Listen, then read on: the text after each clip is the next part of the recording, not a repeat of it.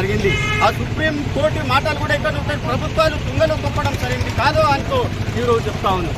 ఈరోజు కేవలం వాళ్ళకు యూనిఫామ్ లేదు. ఇప్పుడు వయసు మీద పడింది.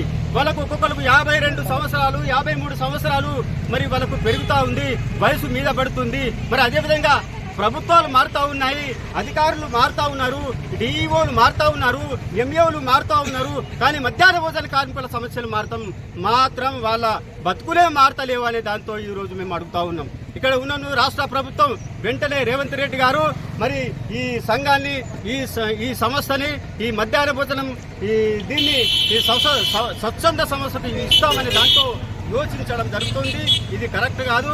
23 సంవత్సరాలుగా వాళ్ళు ఎవ్వరూ వంట చేయకుండా కానీ ₹2 చారాన నుంచి వాళ్ళు పనిచేస్తున్నారు. కాబట్టి ఇది వాళ్ళకు బెనిఫిట్ కావాలి, వాళ్ళకి న్యాయం కావాలి అనే దాంతో ఈరోజు రాష్ట్ర వ్యాప్తంగా మేము డిమాండ్ చేస్తున్నాం. వాళ్ళకు వయసు మీద పడింది, 52 సంవత్సరాలు కల్పించి బెనిఫిట్ ఏం లేదు.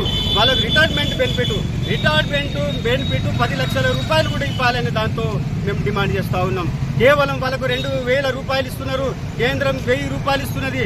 రాష్ట్రం కేసీఆర్ ఉన్నప్పుడు 2,000 మేము స్ట్రైక్ చేసి ఆందోళన చేసి సమ్మె చేసి ₹2,000 మేము పెంచుకున్నాం. ఇక్కడ ఉన్నటువంటి రాష్ట్ర ప్రభుత్వం రేవంత్ రెడ్డి గారు వెంటనే ఇక్కడ ఉన్నట్టు పెండింగ్ బిల్లులు చెల్లించాలి, పెండింగ్ ఉన్నటువంటి కోడిగుడ్ల బిల్లులు చెల్లించాలి. వర్కర్లకు కేవలం 1000 నుంచి ₹2,000 జీతం. ఇది ఎక్కడిది న్యాయం? ఇది ఏ దేశంలో ఉన్నది, ఏ రాష్ట్రంలో ఉన్నది? దాంతో ఈరోజు మేము కేంద్ర ప్రభుత్వాన్ని మేము అడుగుతా ఉన్నాం. కనీస వేతనం ₹26,000 ఇచ్చేంత వరకు ఈ పోరాటాన్ని ముందుకు తీసుకెస్తాం, ముందుకు పోతాం, పోరాటం ఉధృతం చేస్తాం.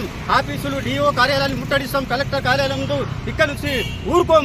మా A2C దిగ్బంధం చేసి మరి కార్మికులకు న్యాయం చేయాలని A2C డిమాండ్ చేయడం జరుగుతూ ఉంది.